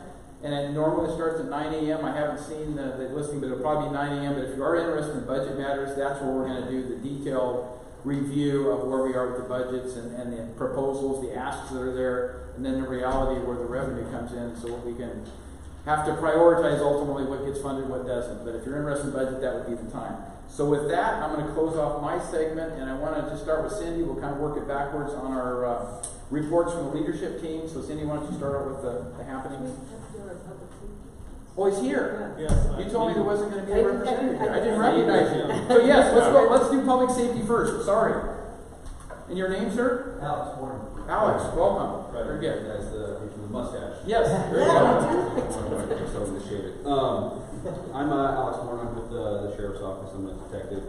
I'm currently assigned to the property crimes division and I'm assigned to Dorado Hills. I just want to go over some of the numbers, some of the cases that we're looking at for the El Dorado Hills. For the week of 3/14 to 3/20, we had a total of 8 crime cases. 3/21 to 3/27, we had a total of 9 crime cases.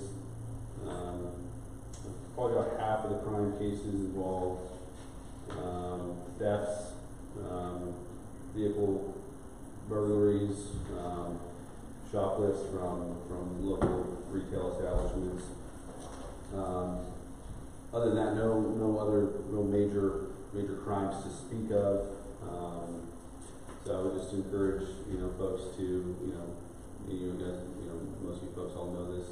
Lock up your cars and your houses at night and take any valuables and that sort of things out of your vehicles. And we see a lot of vehicle break-ins where there's something sitting in the vehicle that's in plain sight. Oftentimes crimes opportunities. So just take the time to take those things out of your vehicles. That's about it on my end. Any questions for me? How do we get the sheriff to cruise up Hollow Oak Drive? And there's always cars parked at our mailboxes up there, and a lot of times there's drug paraphernalia, and there are always teenagers and. Is there a particular time to get here? Anytime it gets dark. Anytime it starts. Anytime it gets dark. Follow up. I'll pass that along to our graveyard deputies. What's the situation on happening? Is that calmed down, or is it still a mess up there? I don't know. I haven't been on patrol for some time now, so I know when I was on patrol, it's a constant. We're constantly up there, constantly dealing with folks that are trespassing on my property. So I imagine that we're still dealing with it. Inciting a lot of people. So going back to your comment, what they've recommended in the past is you call the non-emergency sheriff's dispatch team. Oh, we've done that. And nobody comes out? With drug paraphernalia and stuff? We've asked them to just cruise up there. A lot of times they're parked at the fire station. So it wouldn't be hard for them just to drive up and turn around and go back to the fire station. Okay. But that's what we're recommending. And I'll give you the number if you don't have it. It's 530-621-6600. So if you see those kinds of things, report them to because I'm surprised that they wouldn't come up and find something up there. But okay. Could I ask how high is the speed level on this? Well, I'll be honest with you, it's not very high. Typically, that's with MOU and CHP, so they handle all of the. How come there is no space for CHP? I keep calling them all the time. Well, I can't speak to that. There's this master plan, so-called master plan called Silver Valley. Didn't leave space for CHP to patrol. How is this even possible? I'm sorry. You're a sheriff. CHP and you guys are pretty much the same, so you know the procedures somewhat. Yeah. Right? So what was your question? How come a master plan like Silva Valley Parkway, really, but how is there no space left for CHP? How could that be a master plan? No space left for CHP? That's what they complain about. The CHP is not able to surveil and have any speed control because there is no spot for the police officer to rest assured that he will not be killed as he is using his radar. And to me, when the speeding is terrible on Silver Valley. I would encourage you to continue to bring that up with CHP. Look, the sheriff's department, our primary function is They get a lot of complaints about Silver Valley. But it seems like, well, actually, the funny thing is that sometimes, most of the time I call dispatch in Placerville. Sometimes they're closed, so I end up with Sacramento CHP. But they're good. They do like a little, and it's quiet for a while. We had a power outage for almost 2 hours yesterday. Oh, it was so nice and quiet. Why did PG&E put those white lights in Serrano where it's always dark anyways? So this is going nuts. This is the unhealthy conditions to live in. And we are living in Dorado. This is crazy. Yeah. So, I mean, but yeah, I will work with the CHP. Yeah, as sheriff's officer, our primary function is not traffic. That's why we have to do with CHP. I know. So, I even asked DOT for having at least tried to put in those flashing radar speed signs that show you what speed you're up to. But we're not sure about those because DOT, no, not anymore. DOT refers me to law enforcement, CHP, and so I call CHP, which refers me right back to DOT, so I get nothing done. So, and this is like, okay. So, yeah, now I'm not sure I believe that the radar speed signs are even gonna work in El Dorado County anymore. They work in Sacramento County, I've on Gold River, but would they work here? People have gotten so used to just... What I have found is where you have incorporated areas like Citrus Heights, they really work. Yeah, They put cameras up and they cite people. We live in an unincorporated area. It's a CHP that patrols, not a city police or a town police, and that's the difference of enforcement. So, I don't know what to tell you, but that's the way unincorporated areas operate because there's only so many CHP officers. Rafael actually has comments about how he reviews proposals to reduce speed limits and put up signs and all that stuff, which is a major transportation thing. But the state vehicle code and other things prescribe what we can and can't do. 85th percentile rule and stuff is nuts to me, okay? But it's a state law. At the internal gates. Ma'am, is it high school students or is it everybody? It's everybody. In your opinion? It's not just the high school students. No, it's not. Okay. So I think we probably need to, curtail this. I will invite Matt Stover, who's our CHP deputy or commander for the area, to come to and be a guest speaker here, and he can explain to you what resources he has available and what he's trying to accomplish. I think he's doing everything he can within his limitations. But he will tell you there are limits on how much you can cover in this particular county. But we can have Matt come and speak and answer your questions. That's probably the most direct way to get an answer. I got a quick question. Yeah. I have motion lights around my house versus, and then I have some neighbors who leave their lights on all night. I know we've been advised to do that. Is one way, in your opinion, better than the other, or are they both good? I think they're both good. Lights are a great deterrent. Whether you want to leave them on all night or motion lights, I think that both serve a good function. So, kind of your preference, I suppose. It tends to help alert me. Sure. Yeah, cameras. Mostly deer. As long as it doesn't wake up your neighbors. We do have CCNRs.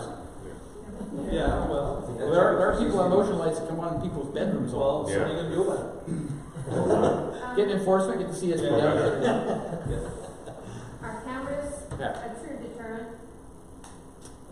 In most cases, I mean, if they're, you know, if a bad guy can see cameras on your house, it's probably a good deterrent. But even after the fact, that's still things that we can still use for identification of criminals. How many do you recommend, all the way around, or? It's personal preference. If you can afford that, if that's in the budget, sure, yeah, absolutely. I would say put a ton of cameras up on your house. It makes it easier for me. Vulnerability is usually the front street access, and if you see how they go into subdivision and look at things, they'll go down the street and look and see if there's cameras obviously looking at the street for people if they're coming up your driveway or something, or approaching your property from the front, which is the most normal access.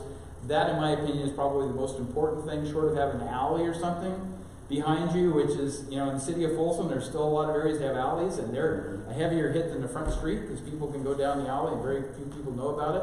We don't have a lot of alleys in El Dorado Hills, but with that exception, the front entry is normally the place you would want to put your first camera and make it very visible to anybody walking, driving down the street. You got a camera now. And I'd also do the side of your garage, because that's where they came into my house. Yep. So. That's when they're coming in. Yeah. And I'm inherited, you know, one right behind me. Yeah. Yep. How many dedicated officers do we have in El Dorado at any one time? Like, do we have 2 units patrolling, 3 units? Patrol deputies at one time. It could be 4, it could be 5, it could be 6. Depends. Where are these guys? I've never seen them. Oh, this is a big area. The fire station.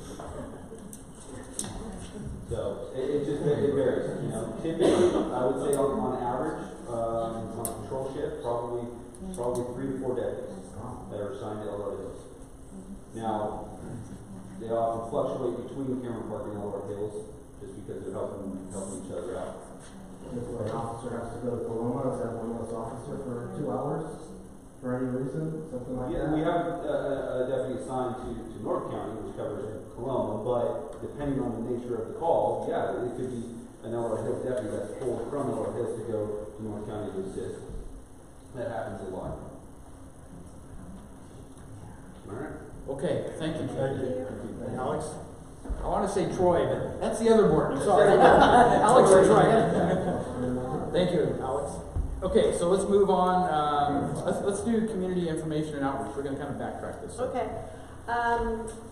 The monthly El Dorado Hills happenings, there was the sheet was when you walked in if you were interested in what's going on in the community. We're starting up with all the spring events, which is usually really fun around El Dorado Hills. We've got the first the spring carnival coming up, April 11th through the 14th. It's in a new spot at the marketplace parking because they will be they're selling the tickets right now, discounted free ticket sales for that carnival. And there's a lot of Easter egg hunts. And the CSD here is actually have their second time. They're having an aqua egg hunt, which looks really fun, where the kids can go out in the pool and do the Easter egg hunts there. And there's still the AARP is still doing the free tax help until April 15th at Rolling Hills Christian Church. Fridays from 9 to 2. That's available to all the low and moderate income taxpayers. And for kids, for June and July, Transit has a Go Pass for only $5 for those 2 months. The kids can get on the El Dorado Transit and they can ride all around for $5. This allows them to go down to Folsom and go get in the transit system in Folsom and go to movie theaters and stuff. So I think it really is a great program for kids for the summer months. Yeah, only $5. So. Yeah, $5. Thank you. That's it. Let's do APAC. Well, we'll go quick. Next Wednesday, our meeting is right here at 7 p.m. We have a few items on our agenda. So far, it's still tentative. We'll probably release the agenda either Wednesday or Thursday, depending on how projects firm up this week. Director Martinez has volunteered to be our guest speaker, and we'll have more of a development and the traffic impact focus to that conversation. So that's an important thing that when we look at projects, we're always talking about the impacts and how things are decided about roads and capacity. So that's one area. The other definite we have is we have a guest from Lennar Homes, and they're going to be talking about the Carson Creek specific plan amendment. They're going to rezone some property in the down there by the business park, and they're talking about taking some of the industrial and some of the research and development property, about 80 or 90 acres, well, 88 acres, and converting it to residential. Well, they're talking about it. They're seeking. How's that? They're asking permission. But again, it'll be another senior development and age-restricted community is what they're talking about. We have a notification update about Superior Self-Storage looking at reusing the old VPD building in Town Center West right off of the Latrobe. And they're converting that to interior self-storage. And there's a couple phases to that where they're going to be talking about adding a 20,000 square foot addition to the building. And that's, we've seen this for a little while, and they're going to be talking about this pretty soon, so we're going to take a look at that. We have a couple other small items on the agenda. Of course, we'll probably be talking about Costco at the end of our meeting, provided there's no other information coming out, but we will revisit it. We did talk about Costco quite a bit at our February meeting, which we held at Bridlewood Canyon. We had a very good turnout there. I think about 40 people. So yeah, it was a packed house. So we will continue to talk about that. Keep in mind, there's no new information, but we do want to make it what information we have as available to people as possible. And then we want to hear what people are thinking.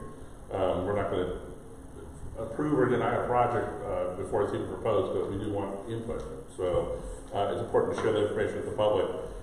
There might be one or two other things that are old projects that might be coming forward. We don't have any information on the timing on them yet, or if it's an appropriate time to talk about them. But we will be here, and as Tim suggested, we need participation, because when you get an environmental impact report that is, this tall or that's 1,400 pages, there's only a handful of us who go through and read all that, and it's mind-numbing. So,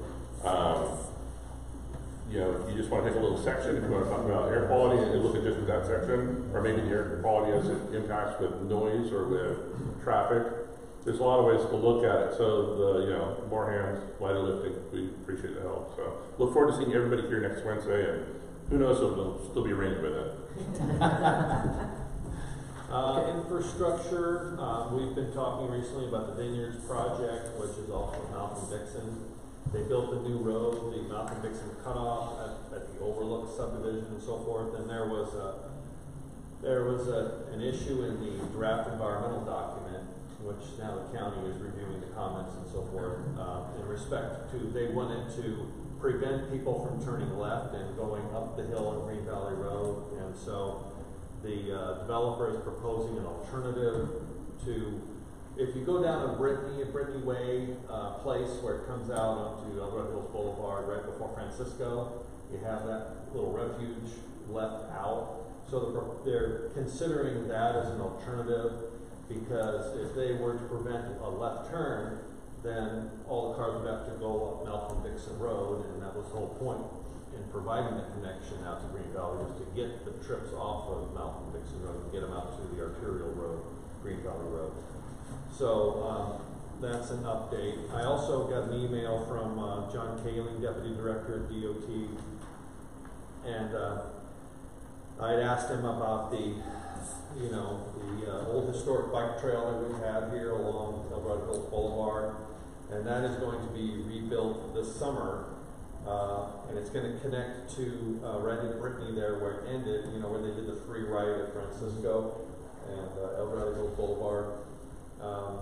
And so it's going to go from there all the way to Governor's, and then you would have to cross the street and then pick up the bike path here, which continues on this side of the road all the way down to Ravens. So so that's more than likely going to go this summer or this fall. He also wanted me to let you guys know that we've had some, with the recent rains and so forth, when they built the Silver Valley Bike Lane project, we've had some issues with some of the drainage. And so they're going to be doing some fixes to that this spring. And then, I don't know much about this project, but I know where it is, but the New York Creek Phase 2, the bridge project was completed. And I think that's on the agenda to be accepted by the board tomorrow, if my memory serves me correctly. So, so that's completed and it's open to the public. So that's just a few of the happenings that are going on, currently in this construction season. And then we're going to get more of an update of the other projects that are going to be going on the next year or so. So that's all I have. Any questions or comments? Thank you. Okay, let's move to economic development. I'm going to defer this until next month. Our Community and Economic Development Advisory Council, Glenn Krakow is a representative. They have actually started a focused look at attainable housing, working with the county staff to try to determine what they can come to the table with in terms of recommendations. It turns out the gal leading this works with the state of California in affordable housing, so she has an expertise in that area. And so Felicity by name, and she's also on the CSD board of directors now. She was elected this last time around. So she will be participating in that, but Glenn can bring us that information next month.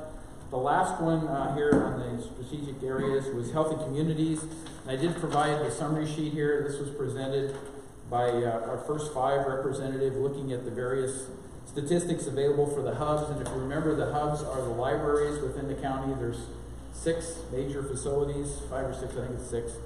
And El Dorado Hills Library is our hub here. So this data was all taken around the El Dorado Hills Library, where they went in and did a survey. So the total population served within this hub is 39,658. That gets into apportionment. Each of the districts associated with the county is supposed to have an equal population or approximately equal population. So when we do the 2020 census, there will be a redistribution and resizing of each of these districts. Nominally, they were set for 37,000, so you can see that the District 1 has grown in population since 2010. District 2, I can tell you, has grown in population from 2010. District 5 has declined, that's Tahoe.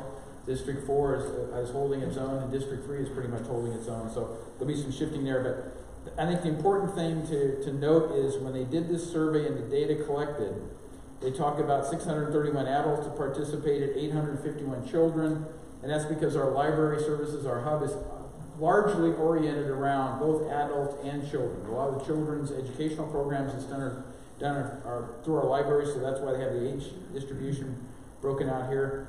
The education, the income I think is pretty incredible because they're saying the total population mean income for District 1 is over $150,000 a year. If you compare that to South Shore Lake Tahoe, District 5, that number drops down to about, I think it's just a little less than $60,000 a year. So again, you can see substantial differences in mean income within the areas. The population within District 1 that falls below the 130% federal poverty level, that's what that is, 6%. So we do have some poverty level definition residents within this community, but very low compared to most other communities within El Dorado County. High school graduates, bachelor's degree, we're obviously a very educated community compared to some other areas. And then they break down the total population distribution and the service population, which are those people who receive services. It's just an indicator that they are getting a somewhat representative view by the surveys.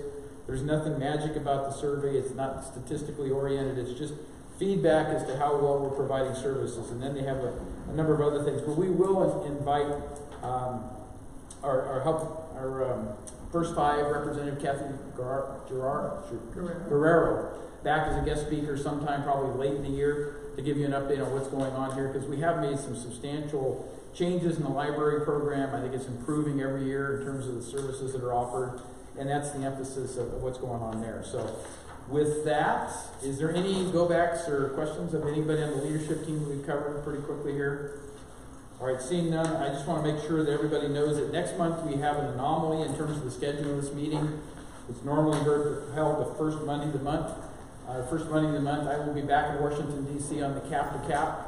That's the opportunity for the Sacramento regional representatives, elected officials, et cetera, to go back and meet with our federal counterparts and lobby for funding. So last year when I went back and did that, I was pretty much dedicated to working with the JPA that is the Southeast Connector JPA, which goes all the way from Interstate 5 into Silver Valley Parkway Interchange. So again, I'm going to go back and work transportation and see if we can't get not only some funding for that, but federal funding for some of our other infrastructure needs, because that's one of the parts in terms of added revenue that I don't think we've done everything we can. We work the state over pretty hard, but the state has always got a moving target. They're changing the game all the time, and sometimes it's not worth going after grants because they have so many constraints on audits and everything else that you don't get a whole lot out of it. But the federal government has promised infrastructure funding, and hopefully we'll be able to bring some of that more money back into the El Dorado County area as a portion of it. So May 20th is the date, so we moved it back 2 weeks. Our guest speaker will be Janelle Horn. If you recall the last election, Janelle was elected to our recorder clerk position. She's started that position when she was sworn in January, but she's already made some substantial improvements to that organization. She's come back to the board and recommended that she has 2 staff members she no longer needs to retain. So reduction in force, one is a retirement, the other one she thinks she's found a job. So I always like those situations where you don't need staff in an organization, but the person isn't just laid off, that they have a place in the county somewhere else to take on a position that they're qualified for and perform in that capacity. So she'll be speaking to us about what she's learned in the recorder clerk's office, and I think offering kind of a fresh view of that because Bill, who served in that capacity for probably 20 years or something or other, he's retired now, but this is kind of let's take a clean look at it.